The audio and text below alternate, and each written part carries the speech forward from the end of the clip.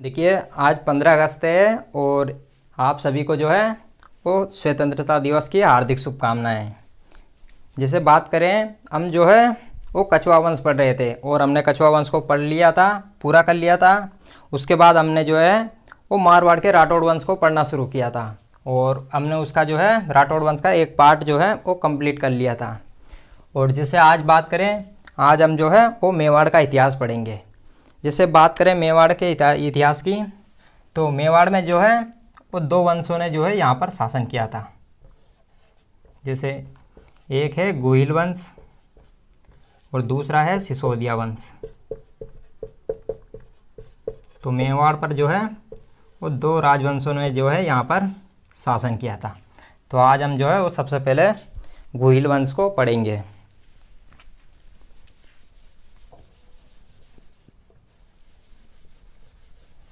तो जैसे मेवाड़ का इतिहास पढ़ने से पहले ये जान लेते हैं कि मेवाड़ जो है वो किस क्षेत्र के अंतर्गत आता था और मेवाड़ में जो है वो कौन कौन से क्षेत्र शामिल थे। तो इसको देख लेते हैं। जैसे सबसे पहले राजस्थान का यहाँ पर नक्शा बना लेते हैं।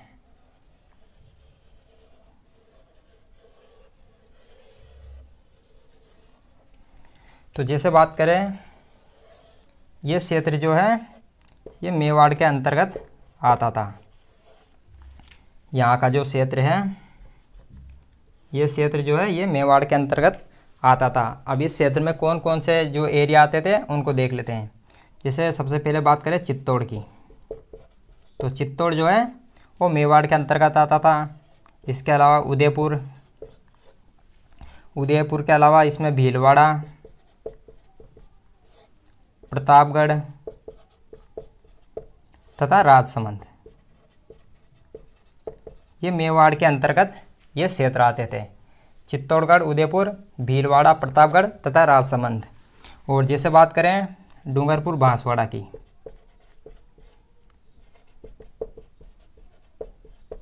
तो डूंगरपुर बांसवाड़ा को जो है वो वागड़ क्षेत्र कहा जाता है। तो डूंगरपुर और बांसवाड़ा के क्षेत्र को जो है मेवाड़ में शामिल नहीं किया जाता है। ये कई बार ऑप्शन में आ जाता है कि कौन से क्षेत्र जो है वो मेवाड़ के अंतर्गत शामिल नहीं है। तो डूंगरपुर व बांसवाड़ा को जो है वो मेवाड़ के अंतर्गत शामिल नहीं किया जाता है।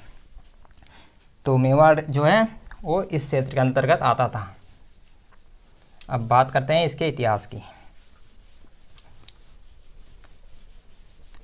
तो जैसे बात करें, एक अभिलेख है सामोली का अभिलेख, उसको समझ लेते हैं कि सामोली के अभिलेख में जो है वो क्या कहा गया है। तो एक अभिलेख है सामोली अभिलेख। सामोली का अभिलेख है, ये है 646 ईस्वी का, उदयपुर का। तो सामोली का जो अभिलेख है वो है शिलादित्य से संबंधित। शिलादित्य से संबंधित ये अभिलेख है। और शिलादित्य जो है वो गोहिल वंश का जो है ये पांचवा वंशज है। पांचवा वंशज।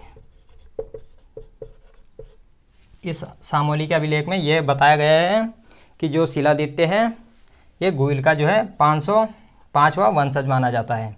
और जैसे बात करें शिलादित्य की बात करें, तो शिलादित्य जो है वो वल्लभी, एक गुजरात में एक स्थान है वल्लभी। ये शिलादित्य जो है वो गुजरात का शासक था और इसकी रानी थी पुष्पावती। और पुष्पावती का इन दोनों का एक पुत्र था गुहिलादित्य। तो गुहिलादित्य जो है वो गुहिल वंश की स्थापना कर देता है लगभग 566 ईस्वी में। तो ये गुहिलादित्य जो है वो गुहिल वंश का संस्थापक, आदि पुरुष या मूल पुरुष हो जाता है। जैसे एक बार और देखें, सामोली का अभिलेख है 646 ईस्वी का, उदयपुर में। और ये जो है ये शिलादित्य से संबंधित है। जिससे बात करें शिलादित्य की, तो शिलादित्य जो है वो गोहिल का 5वां वंशज माना जाता है। और ये जो है ये वल्लभी का शासक था और इनका ही ये बेटा होता है गुहिलादित्य, जो कि गोहिल वंश की स्थापना कर देता है 566 ईस्वी में।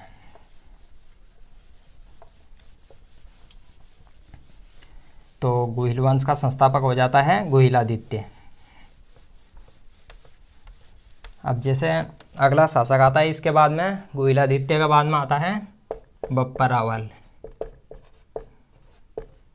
तो बप्पा रावल को देख लेते हैं। तो जैसे बप्पा रावल की, रावल का मतलब होता है ये राजाओं से संबंधित, इसका मतलब जो है ये राजकुल से संबंधित होते थे रावल, ये इनकी जो है ये राजकुल से संबंधित होते थे। और बात करें बप्पा की, तो बप्पा जो है इनको ये उपाधि मानी जाती है। और इनका वास्तविक नाम की बात करें, बप्पा रावल का जो वास्तविक नाम था वो नाम था कालभोज। और कालभोज जो है वो डॉक्टर हीराचंद ओझा के अनुसार जो है इनका नाम था। जो ओझा थे, ओझा के अनुसार जो है बप्पा रावल का वास्तविक नाम जो है वो कालभोज माना जाता है। जिसे बात करें बप्पा रावल की, तो बप्पा रावल के बारे में कहा जाता है कि ये जो है ये एक ऋषि थे, हारित ऋषि। ये हारित ऋषि की जो है गायें चराया करता था बप्पा रावल। और जैसे बात करें 734 ईस्वी की, तो 734 में जैसे उस समय जो है चित्तौड़ पर जो है वो मौर्य शासक था, वहाँ पर एक मौर्य शासक था। चित्तौड़ पर जो है एक शासक था मौर्य शासक मानमौरी। तो बप्पा रावल ने क्या किया कि 734 में मानमौरी को हराया तथा चित्तौड़ पर जो है वो अधिकार कर लिया। और जैसे बात करें बप्पा रावल की राजधानी की, तो बप्पा रावल जो है अपनी राजधानी वो नागदा को अपनी राजधानी बनाता है। तो ये जैसे बात करें एक बार और देख लेते हैं, बप्पा रावल की जो है ये बप्पा उपाधि हो जाती है और इनका वास्तविक नाम जो है वो कालभोज था। और कालभोज जो है ये ओझा के अनुसार था। और यह हारित ऋषि की गायें चराता था। इसने अपनी राजधानी जो है वो नागदा को बनाई। और 734 ईस्वी में इसने चित्तौड़गढ़ का जो उस समय शासक थे मानमौरी को हराकर इसने चित्तौड़ पर अधिकार कर लिया। जैसे बात करें इसने जो है मेवाड़ में सबसे पहले जो है वो सोने के सिक्के चलाए थे। तो सोने के सिक्के चलाने वाला जो यहाँ का प्रथम शासक था वो बप्पा रावल था। लगभग 115 ग्रेन के जो है इन सिक्कों का वजन होता था, 115 ग्रेन के।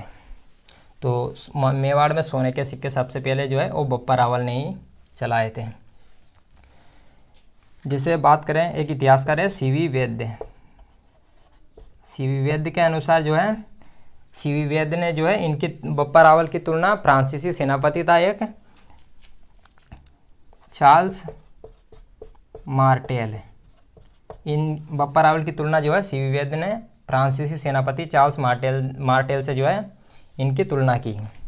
अब जैसे बात करें बप्पा रावल की उपाधियों की, तो बप्पा रावल को जो है वो हिंदू सूरज कहा जाता है। हिंदू सूरज, ये बप्पा रावल की उपाधियां हैं। उपाधियां हिंदू सूरज, चकवे तथा राजगुरु।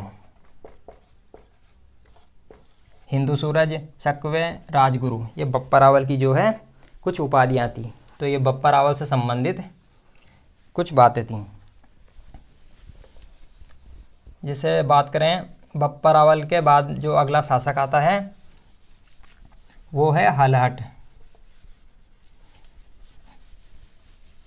तो बप्पा रावल के बाद हम जो है वो हलहट को पढ़ेंगे।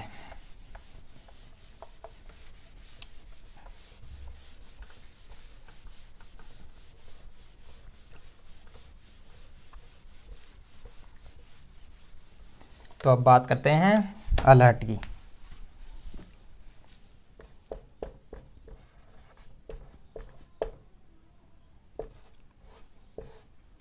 अगला शासक है हलहट। हलहट की बात करें तो इसने जैसे बप्पा रावल के समय जो राजधानी थी वो थी नागदा। और इसने नागदा से जो है नई राजधानी बनाई आहड़। ये इसकी दूसरी राजधानी हो जाती है आहड़। हलहट ने जो है वो आहड़ को राजधानी, इसने राजधानी बनाई आहड़ को। और जैसे बात करें हलहट की, तो इसने मेवाड़ में जो है वो सामंत प्रथा की भी जो है नौकरशाही की इसने शुरुआत की थी। इसने नौकरशाही की जो है शुरुआत की। नौकरशाही का मतलब होता है कि जो विभाग होते थे उसमें जो अलर्ट ने जो है विभागों में जो है वो लोगों को जो है नियुक्त करना शुरू कर दिया था। और इसके अलावा जैसे बात करें, एक राजकुमारी थी हूण राजकुमारी। हूण राजकुमारी हरिया देवी थी। तो हूण राजकुमारी हरिया देवी से जो है इसने विवाह किया था।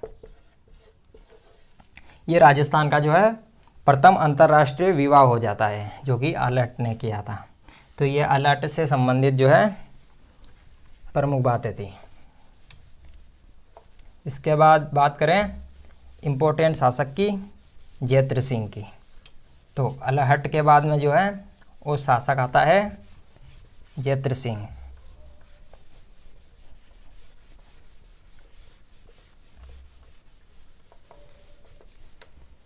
तो अब बात करते हैं जयद्रथ सिंह की।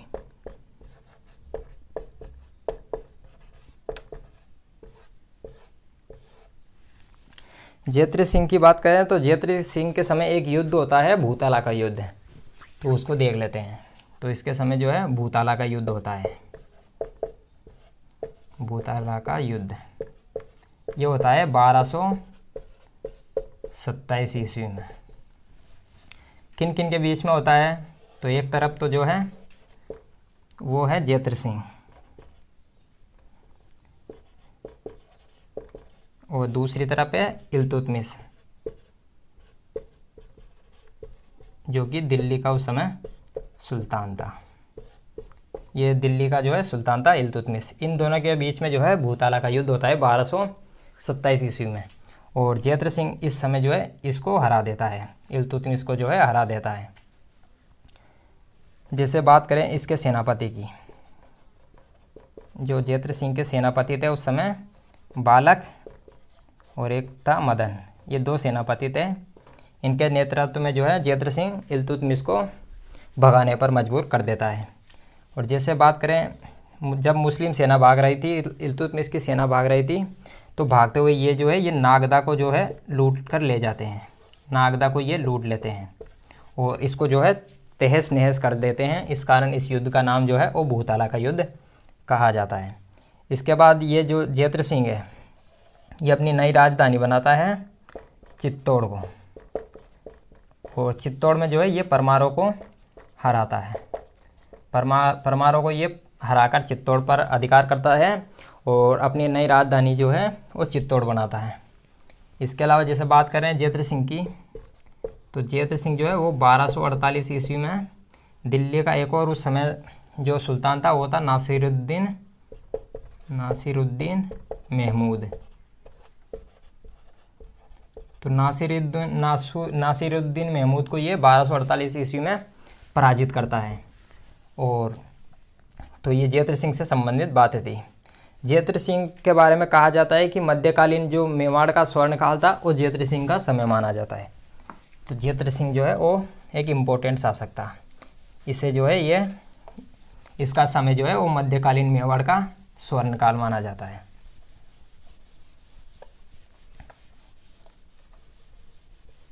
अब जयद्रथ सिंह के बाद बात करें, जो अगला शासक आता है वो आता है तेज सिंह। तो बात करें तेज सिंह की,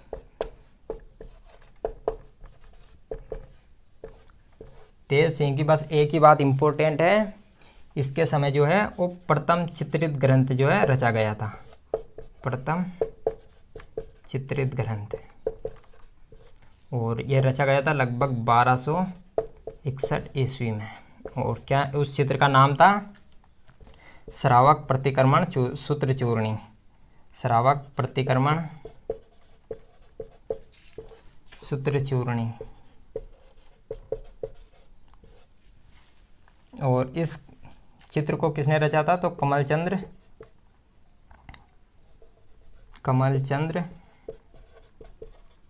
कमलचंद्र ने जो है इसको रचा था, द्वारा रचित।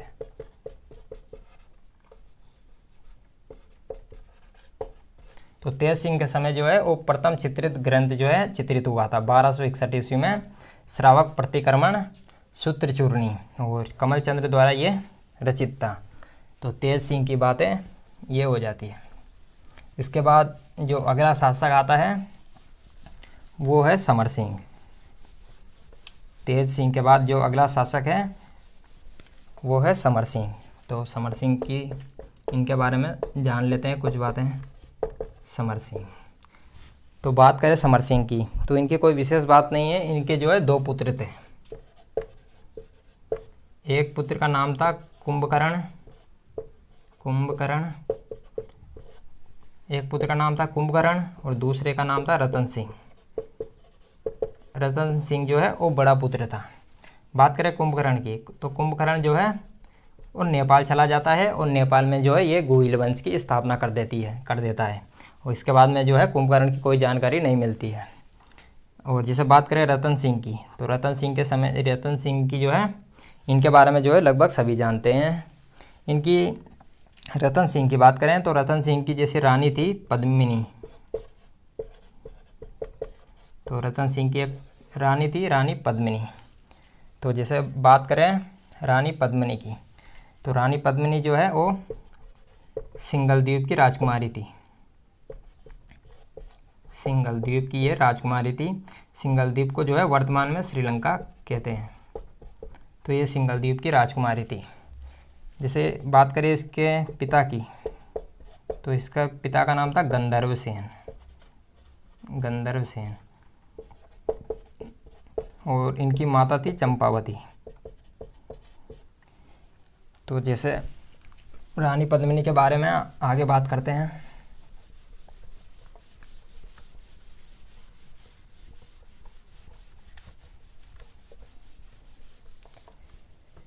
तो जैसे बात करें एक ब्राह्मण था राघव चेतन। ये जो है ये रतन सिंह के दरबार में रहता था, लेकिन बाद में रतन सिंह जो है इसको दरबार से बाहर निकाल देते हैं और राघव चेतन जो है वो अलाउद्दीन खिलजी के पास चला जाता है।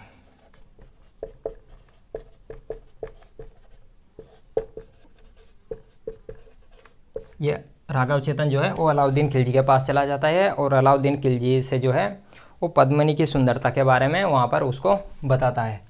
और अलाउद्दीन खिलजी जो है 1303 में जो है चित्तौड़ पर आक्रमण कर देता है। तो जैसे बात करें चित्तौड़ की तो चित्तौड़ पर अलाउद्दीन खिलजी के आक्रमण के क्या कारण थे उनको देख लेते हैं। सबसे पहले बात करें अलाउद्दीन खिलजी की तो ये एक जो है साम्राज्यवादी शासक। ये अपने एरिया को जो है लगातार बढ़ाना चाहता था। जैसे बात करें 1301 की तो 1301 में जो है इसने पहले ही रणथंभौर को जो है जीत लिया था। रणथंभौर पर विजय। तो ये अपने क्षेत्र को जो है बढ़ाना चाहता था। इसके अलावा जैसे बात करें चित्तौड़गढ़ की तो चित्तौड़ जो है वो एक सामरिक महत्व जो है उसका था। चित्तौड़ का जो है सामरिक महत्व था। इसके अलावा जैसे बात करें चित्तौड़ जो है वो गुजरात तथा मालवा के बीच में जो है वो बीच में आता था। तो सीमा की दृष्टि से भी जो है ये महत्वपूर्ण हो जाता है। व्यापार की दृष्टि से चित्तौड़ जो है वो महत्वपूर्ण था उस समय। इसके अलावा जैसे बात करें जब जो अलाउद्दीन खिलजी था जब ये गुजरात पर आक्रमण कर रहा था तो उस समय जो है ये चित्तौड़ से होकर गए थे और चित्तौड़ का उस समय शासक था समर सिंह।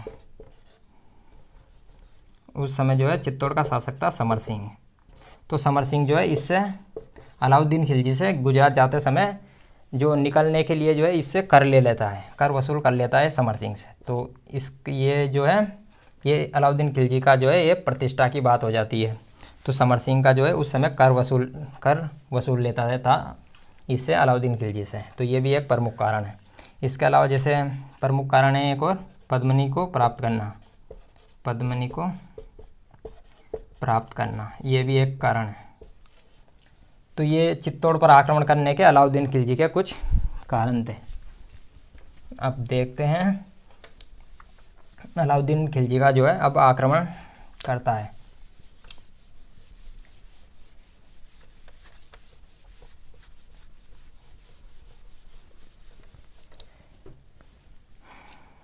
तो अलाउद्दीन खिलजी जो है वो चित्तौड़ पर आक्रमण करता है उस समय जो वहाँ का शासक था वो था रतन सिंह और रानी थी पद्मिनी। तो रतन सिंह के नेतृत्व में जो है वो केसरिया किया जाता है और पद्मिनी के नेतृत्व में जो है वो 1600 रानियों के साथ जो है जौहर किया जाता है।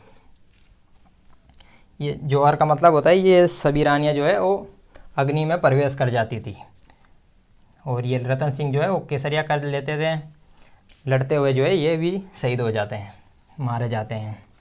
तो लगभग 25 या 26 अगस्त को जो है 25 या 26 अगस्त 1303 को जो है अलाउद्दीन खिलजी चित्तौड़ पर अधिकार कर लेता है। तो चित्तौड़ पर ये अधिकार कर लेता है और चित्तौड़ का नाम बदलकर ये कर देता है खिजराबाद। और खिजराबाद जैसे यहाँ पर जो है इसके जो अलाउद्दीन खिलजी का पुत्र था खिजर खान, उसको यहाँ पर नियुक्त करता है। तो जैसे इसका चित्तौड़ का नाम खिजराबाद करता है, ये जो है हमें यहाँ की जानकारी मिलती है। एक अभिलेख है जैसे जो है 1325 का एक अभिलेख है, वहाँ से इसकी जानकारी मिलती है। तो चित्तौड़ का नाम जो है ये खिजराबाद कर देता है और खिजर खान को वहाँ पर नियुक्त कर देता है। जैसे बात करें खिजर खान की, तो खिजर खान जो है वो गंभीरी नदी पर एक पुल बंधवाता है तथा एक मकबरे का निर्माण करता है। एक गंभीरी नदी पर जो है पुल का निर्माण करवाता है और साथ में एक मकबरे का भी जो है निर्माण करवाता है और मकबरे पर जो है एक अभिलेख लिखवाता है। और अभिलेख में जो है वो अपने खिजर खान जो है वो अपने पिता अलाउद्दीन खिलजी की जो है वहाँ पर उपाधियों का वर्णन करता है।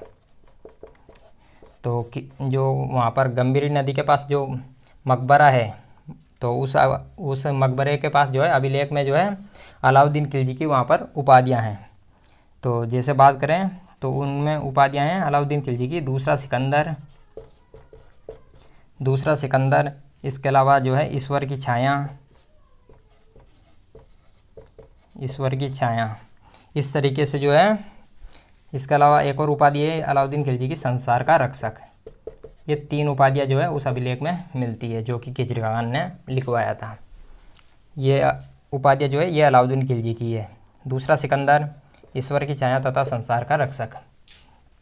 इसके बाद जैसे बात करें चित्तौड़गढ़ की, तो चित्तौड़गढ़ जो है वो बाद में जो है मालदेव सोनगरा को जो है सौंप दिया जाता है। मालदेव सोनगरा जो है वो कानाड़देव सोनगरा का जो है ये भाई था। तो ये मेवाड़ के इतिहास का जो है गुइल वंश था। और इसके बाद हम जो है वो बात करेंगे सिसोदिया वंश की।